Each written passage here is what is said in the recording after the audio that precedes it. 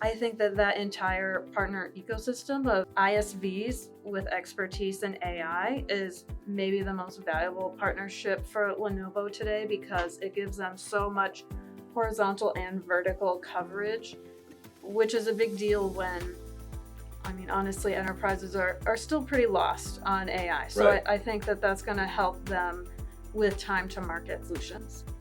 Welcome to TBR Talks, decoding strategies and ecosystems of the globe's top tech firms, where we talk business model disruption in the broad technology ecosystem, from management consultancies to systems integrators, hyperscalers to independent software vendors, telecom operators to network and infrastructure vendors, and chip manufacturers to value-added resellers.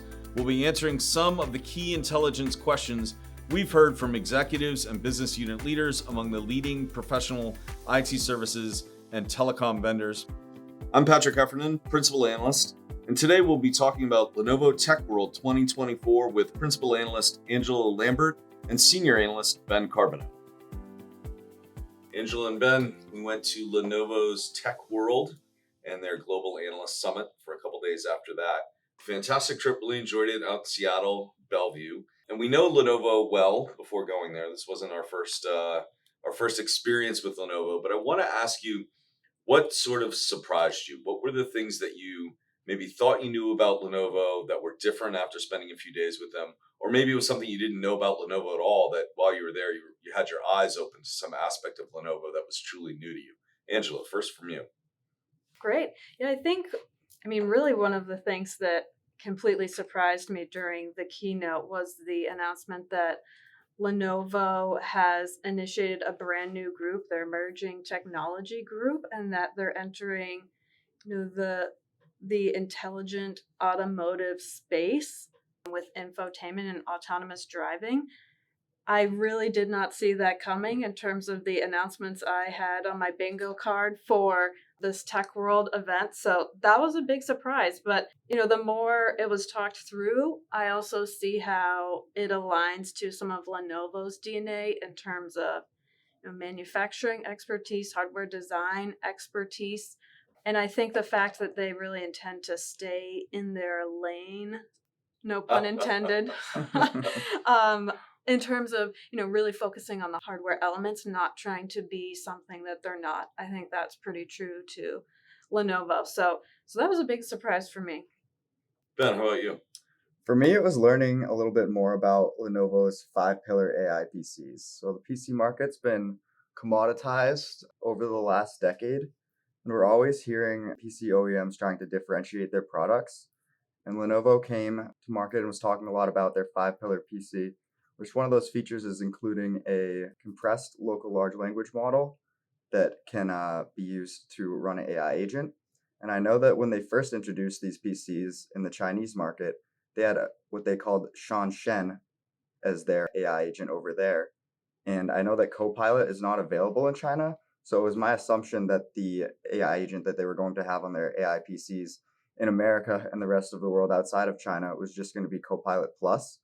But it was really interesting to learn about Lenovo's AI Now agent that they're going to feature on their AI PCs, and kind of how that's differentiated a bit from Copilot, where Lenovo is really not trying to compete with Microsoft, but rather complement Microsoft's products.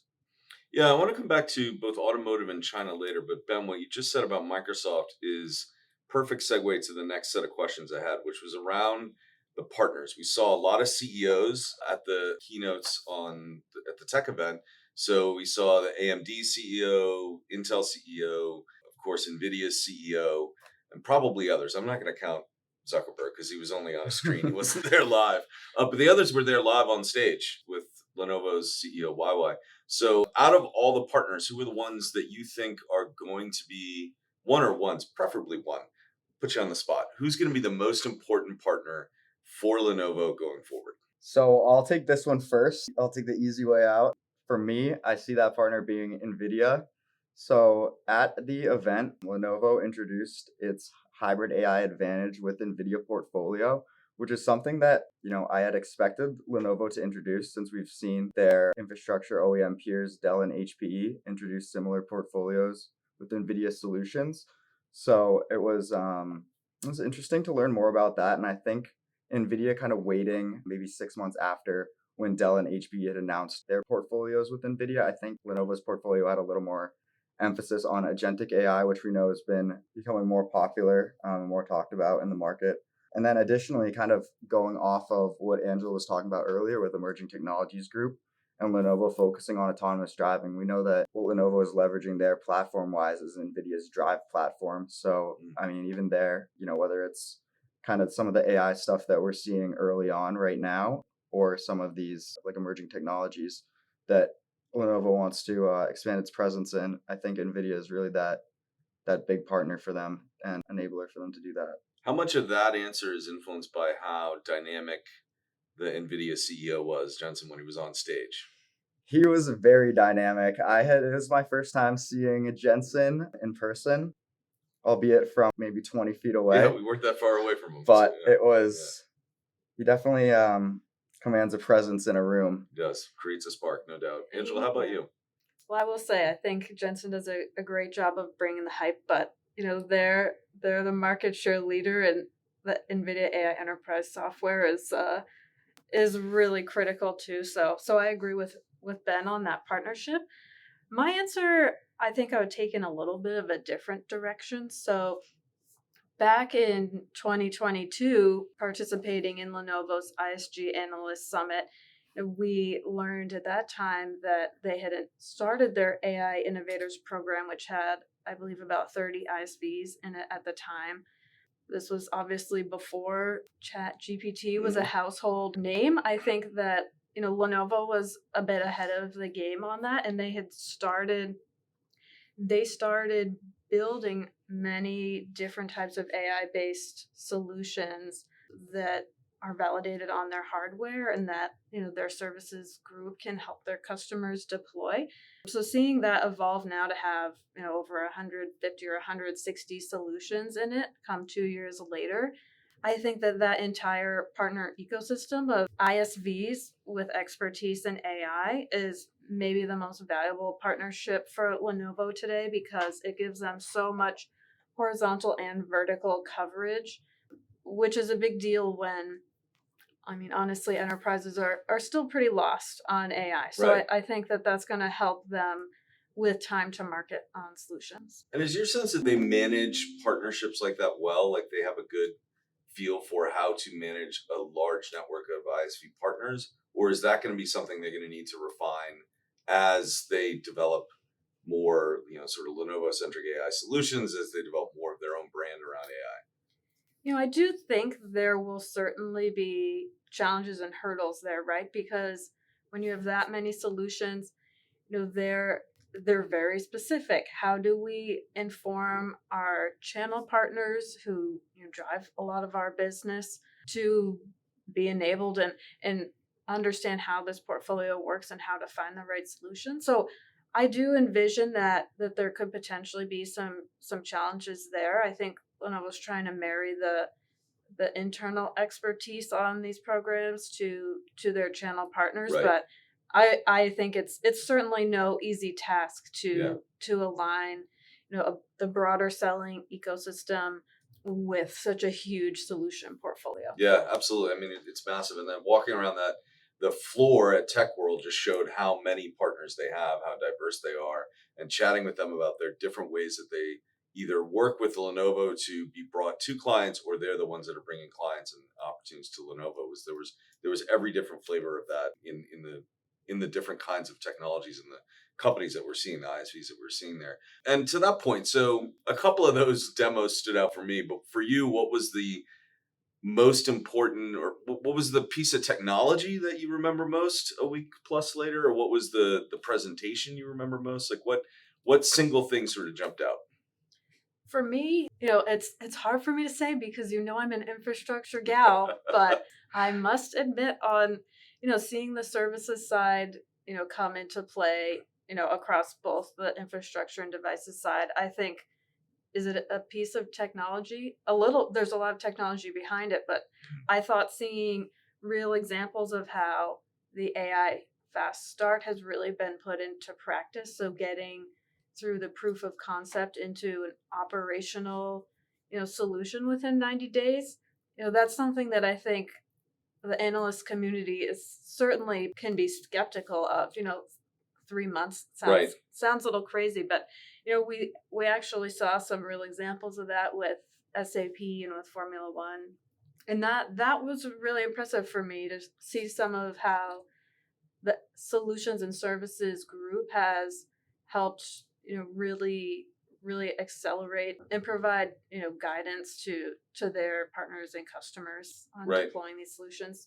I think we were briefed on Fast Start back in the spring, and I think, or actually maybe even late winter, but hearing them then on stage talking about it and how it's coming along and the refinements that they've already made to their approach and the way they're working with clients on that. Yeah, that was fascinating. Ben, how about you?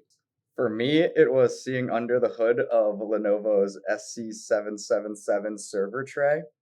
So Can I just stop you right there? That's no one on this podcast has ever been quite as specifically exact about a singular piece of hardware as that. So yeah, go ahead. So it was actually interesting. Like Patrick was talking about the floor, we got to walk around at Tech World on that first day.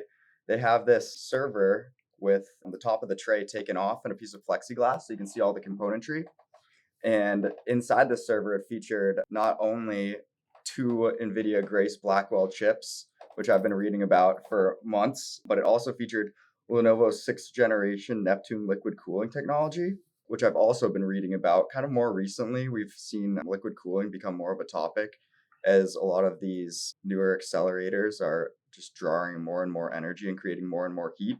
So it was interesting to learn a little bit about how Lenovo's heritage in HPC has allowed them to really iterate on this Neptune liquid cooling technology and how they see that as a differentiator for themselves going forward. But just tying it back to Lenovo, seeing that Grace Blackwell chip was amazing. And during a Jensen's keynote, he actually unveiled the server on stage under a little velvet cloak. So it was cool. It was cool seeing that up there as well. Magic trick. Yeah, and I think as far as the Neptune cooling goes, that I think as much as you can talk about sustainability with a massive AI supercomputer, there is at least somewhat of a play there with Neptune, right? Because Lenovo's using warm water in the systems. They're not pre-chilling the water, which takes additional energy. They're fanless systems, so you're not running fans that consume energy as well. You're cutting back on the AC bill. So they certainly have a compelling story with Neptune specifically that may be a little bit different than some of the other liquid cooling that we've seen. Yeah, it's tough to talk about sustainability and AI in the same breath. 100% it is. They tried. 100% it is. And I have to say, compelling is exactly it, because as somebody who has never cared about hardware and couldn't name any piece of hardware ever, I've actually talked about that liquid cooling server more since we got back with every single client, every single customer I've been in front of in the last couple of weeks. It's really, it was an amazing piece of hardware, and it was amazing that we were able to talk with people who were presenting it so passionately and going through all the different components of it and why it mattered. And Angela, to your point, why it mattered around sustainability. All right, so last question, expectations for Lenovo for 2025. So this event was, in the fall, perfect timing to get ready to ramp up for predictions for 2025. Where in a year do you see us, what do you see us talking about with respect to Lenovo a year from now? Where do you see the company headed? Ben, I'll ask you first. For me, I'd have to say maybe a year from now, I think we'll start to see more actual kind of killer use cases and applications for the AI PC. We've heard a lot of talk about the AI PC, this neural processing unit, and how it's going to extend battery life and make some of these AI workloads capable of being done locally without a connection to the internet and without cloud computing. But I think thus far, kind of been disappointed in the applications for the NPU and what leverages the NPU. I know that some Copilot Plus functions do leverage the NPU, and AI now also leverages the NPU. But thus far, I don't really think that there's too much, there's not much that's standing out to me as kind of a devices guy that says, hey, Ben, you need to go out and get one of these AI PCs because it enables all these net new workflows. That's just not something that I've seen so far. So that's something I'm looking forward to in the next year. And there is, to just quickly on that, there's a sustainability issue too that we've talked about, that if you need to go out and get an AI PC, that means the one that you've got in your lap right now gets thrown out, and we're generating a whole lot of e-waste because we're upgrading to a whole new world of AI-enabled everything. But that's a topic for another day. Angela, for you, where's Lenovo going to be a year from now? So on my last note on the e-waste pieces, I think one thing I thought was great that YY and team talked about is how they talked about how eventually Lenovo's not going to be selling AI, right? They're going to be selling the same solutions they always have, but have this enhanced functionality that will become more integrated in our lives. So I'd say the amount of e-waste we will generate depends on whether or not people rapidly buy into the need for an AI PC, but maybe in 5 or 6 years, as everyone has gone through their refresh, we won't hear percentages of AI PCs anymore. We'll just kind of all have that MP already. Right. Which I know your question to me was, what are my expectations for 2025? On the enterprise side, I think, it's still certainly up in the air how quickly enterprises will be ready to move forward on AI related projects. But I think Lenovo is in a good position to move forward as enterprises become more comfortable. We've seen a lot of CSP demand. And I think given that Lenovo has some of the services we've talked about, they have not just the supercomputing business, but their edge and server business is kind of already aligned to support these edge use cases, as we've discussed with the AI innovators. So my expectation would be that we will see, increased pipeline from Lenovo on AI deals. We'll see more and more from the services and solution group working in tandem with the other two groups. And given also, I think, what we've seen on Lenovo's efforts to really simplify and execute strongly through channel, I think we may see some gains on the ISG side just in terms of effectiveness of selling and investment in brand recognition. Right. And I think one of the things we heard from Linda from SSG was that part of their job is just to simply create more market for ISG and for, is it IDG? Is that the other That's part? right. Yeah. What two quick things before we wrap up. One, Ben, you mentioned China, and one of the comments I heard while I was there that was the perception in China is that Lenovo is a foreign company, and the perception outside of China is that Lenovo is a Chinese company. So it's amazing how they in many ways are sort of operating in two very different, parallel but the same but separate. But it's I can't even imagine the complication that creates internally. And the other thing was on automotive. I think one thing we could probably do is an entirely separate podcast just on what the different parts of the technology ecosystem that we cover, the infrastructure, the devices, the services, the cloud, where are the leading players on automotive, or at least who's made the biggest bets? Because I think the thing I took away, Angela, the same as you with Lenovo, was it's a big bet they're making. They're not just saying automotive is where we see some growth coming. It's we're going to put a lot of our research dollars, a lot of our R&D and our investment dollars into this space because we think it's it's more than just an opportunity. It's a company changing opportunity if it goes the way they expect it to. So very last question, truly, because I always have to ask, because on these trips we do have the pleasure of eating well often. So was any food that jumped out at you? Remember any memorable? We had a great dinner. Maybe a dinner companion instead of the food. Anybody you chatted with at dinner that you want to call out now? I'll take that one. I was lucky enough to sit next to Lenovo's new CTO, Tolga. So it was great chatting with him. I think he's been at the company 8 weeks at the time we were talking. So good catching up with him. And food-wise, it was that same dinner. I had really been looking forward to going to the Pacific Northwest for some snow crab, and I got to enjoy some snow crab. So all right, that's great. Fantastic. Yeah. Our table had some great members of the fellow analyst community, which we kind of had a ball chatting, but also Charles Furlan, who leads up Lenovo's AI and Edge business. He's taken on this huge job ahead of steering kind of the direction of those businesses, and always a pleasure to chat with Charles. I have to say, I think the steak was probably my favorite there. Excellent. All right. How about you, Patrick? My table was fun. We had a fun group of people. Only a couple people from Lenovo, including one of the chiefs of staff for YY, who was very entertaining to talk to, but she had her eyes across the room the entire time that she was chatting and eating. But it was fun. And then, of course, I ate everything. So I'm just going to say everything was delicious. Excellent. Thank you, too. We will do this again soon. Thanks. Thanks so much. Next week, I'll be speaking with Boz Hristoff and Kelly Lashiska about PwC's Boston Analyst Summit. Don't forget to send us your key intelligence questions on business strategy, ecosystems, and management consulting through the form in the show notes below. Visit tbri.com to learn how we help tech companies large and small answer these questions with the research, data, and analysis my guests bring to this conversation every week.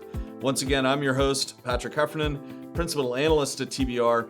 Thanks for joining us, and see you next week.